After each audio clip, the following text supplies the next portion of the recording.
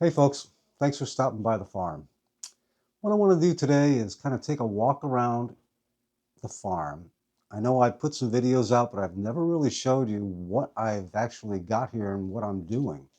So I want to kind of take you for a walkabout, see what I've got here and how I run it. A little bit about it. I've been keeping worms since I was a boy. I grew up on a lake and I used to raise worms as a kid. I had a little stand and I'd sell them to the fishermen. I'd use the worms myself. So I've been doing this for a long time, off and on. Um, Today, I do it basically for making castings for my farm.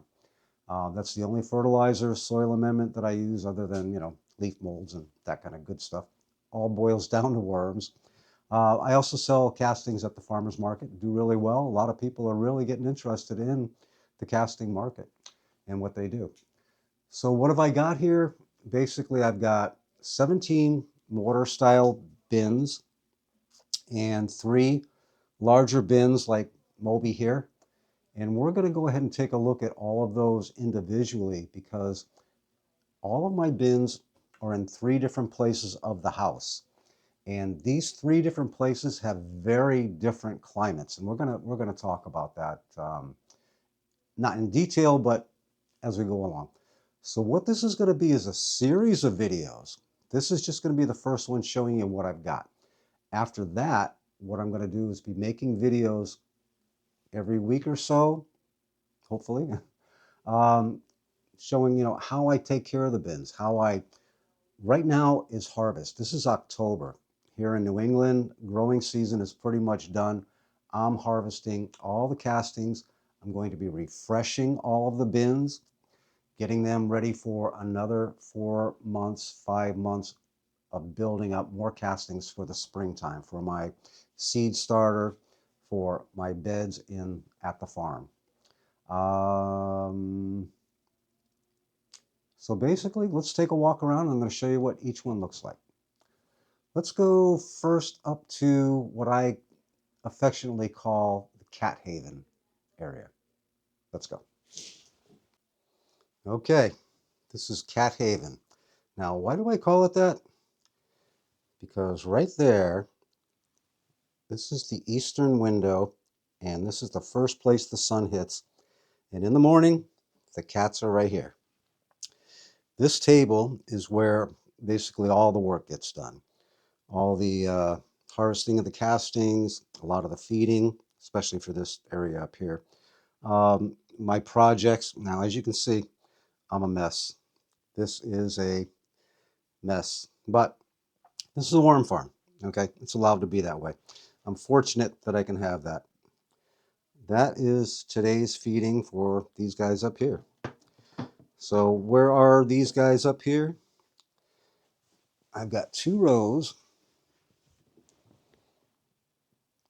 of 4 bins. And if you wonder why there's those cardboard pieces on top, well, Cat Haven. The cats, when I first put these up here, decided what a wonderful place to be, and they would go and try to lay in the bins. So I put the boards on there. It works, and actually now I don't even think I need to have them because they don't bother with them too much. But this is what I've got. Let me kind of, hopefully the light will kind of show. These guys here are not ready for harvest yet. I'm going to do a feeding, and when I do the feeding of this area up here, I'm going to show the whole thing. But they are just about ready for it. But that is going to be a part of this video series of how I go about feeding them. Now, it's summertime, so I have been using a paper covering, and that holds the moisture very well. These guys are definitely due for a feeding. They are scattered about everywhere. A lot of times you see the videos and you pull out a big chunk of worms, and that's that big worm ball from the feeding. Well, these guys cover the whole thing because I tend to let my worms go a bit to make sure that everything is eaten. But we're going to get to that more. All right, so that is Cat Haven. Get my cardboard back on so my cats don't climb back in. And let's go ahead and we're actually going to go down to what I call rushing waters. And we'll talk about why it's called that. And here is what I call rushing waters bin, part of the worm farm. The reason why I call it that is right behind that wall is my well pump. And every time it turns on, it vibrates against that wall. And because I have a combination of red wigglers and Indian blues, well, those Indian blues, you can kind of see, they will sometimes try to climb up these walls. The other part is over there is the washer and dryer. I know it's dark in there, and yeah, don't mind my bad trim job. But I use my filters again over here to keep the cats out. That's another reason. But these guys are ready for harvesting. As you can see, that'll work. There's a beet growing. As you can see, this is castings. And a little bit of food left. I'm kind of migrating them down from that side to this side. Yep, got a little bit of springtail action in there. That's all right. But these guys need to be harvested. And we're going to have a video on that coming up very shortly. Now you might notice that I've got a light up here. Now whenever we have a thunderstorm or something like that, I turn that little light on. Now it's just a little Christmas bulb, and it's just enough to keep these guys from crawling out.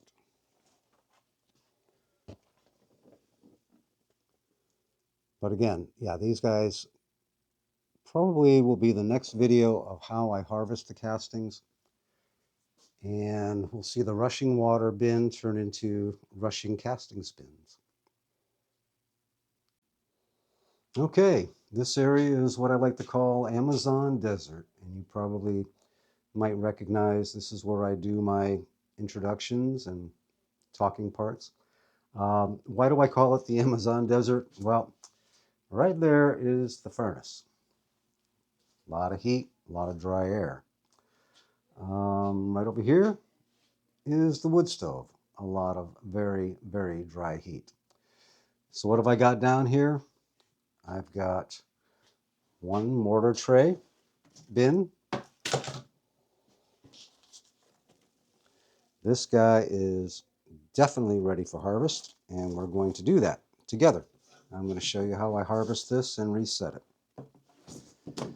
This one here is a, I don't know, Rubbermaid tote that someone was throwing away, and I said, wow, that'll make a really great worm bin.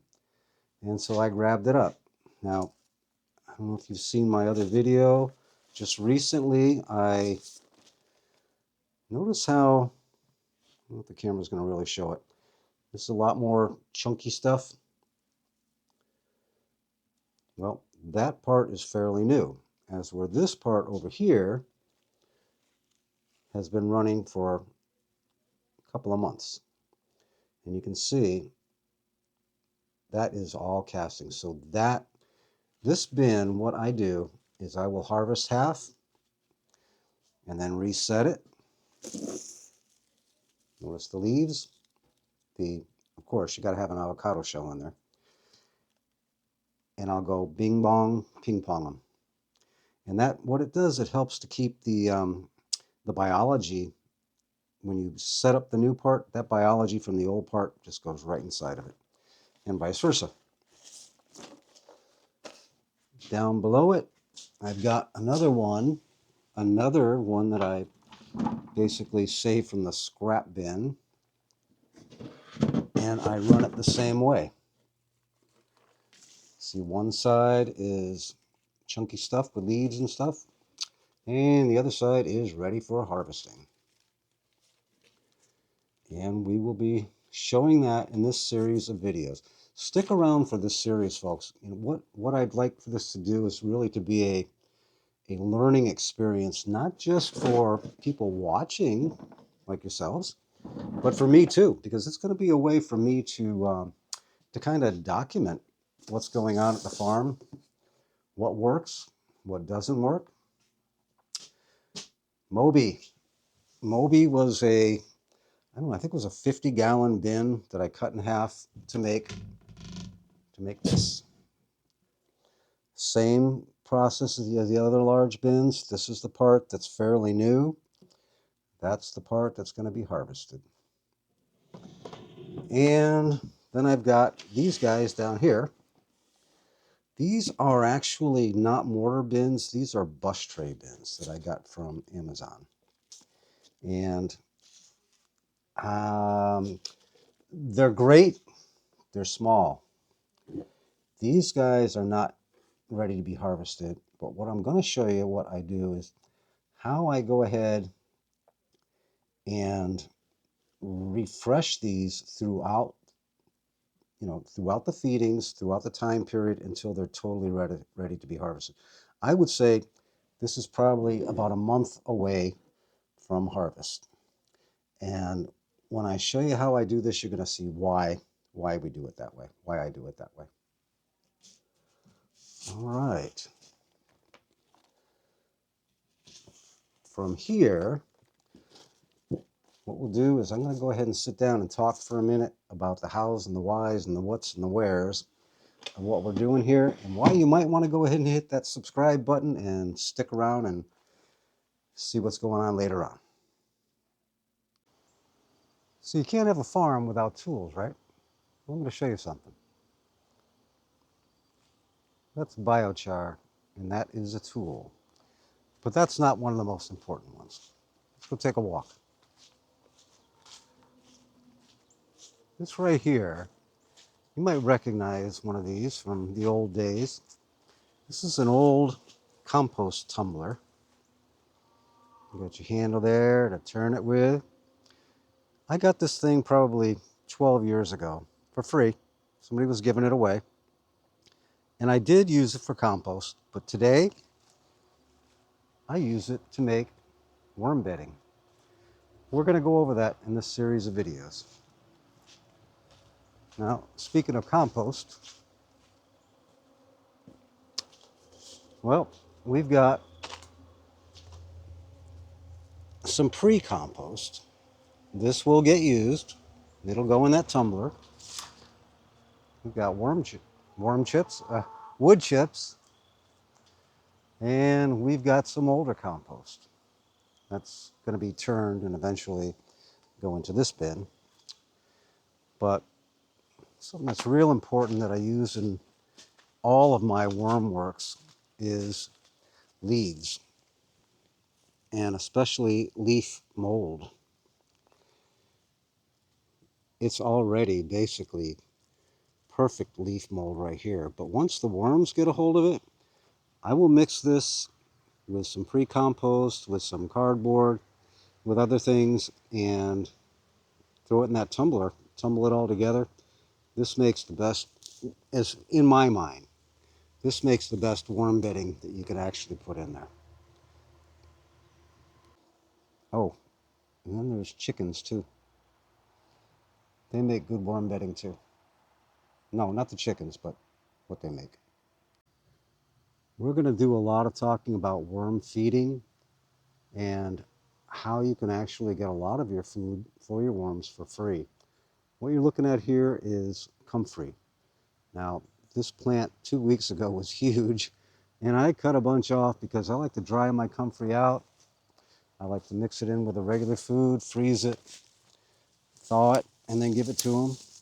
Here's another nice wild plant. These guys, now it is October. These guys are gone pretty far. But this is burdock. This makes a great food for the worms. Not only the leaves, but I actually saved this one here because I'm going to dig out that root. And it actually makes good medicine for me too, and good for the worms. Hey folks. All right, yep, I'm dirty. It's been a long day in the worm farm here. I hope you enjoyed the walk around that we did. There is so much more to show, and I'm looking forward to the next 5 months of putting this all together so that not only can I document what I'm doing here on the farm, but also so that you can see, maybe you'll watch a video and say, I'm having that same problem. Jim's got it right here. Here's what he did and he fixed it. Or look what Jim did and he messed up, and no, we're not going to do that. Okay. Um, it's going to be a lot of stuff. We're going to do everything from food to bedding to harvesting to storing the harvest castings. Um, what to do, if you've got a mite problem, what to do if you've got a springtail problem, what to do if your worms just aren't looking good. Temperature. We're going to cover the whole gamut of things that can happen here on a worm farm. It's not going to happen immediately. It's going to be one of those things you're going to have to subscribe and watch and take a look. Folks, if you see anything in here that is interesting to you and you have questions about it, feel free, put it down in the comments, email me, whatever it takes. You see something I'm doing wrong and you think, hey, you've got a better way, put it down in there. Let's all talk about it, because I think all of our goals is to make good castings, make good worms, give those worms the best life that they have here in the environment that they're living in, that we put them in. I think that's really important. Um, they do a lot for us. I think it's important for us to do a lot for them. Again, feel free to suggest. You want to learn more? Like and subscribe. I'm looking forward to talking to you all, and we'll talk to you later. Thanks again for watching.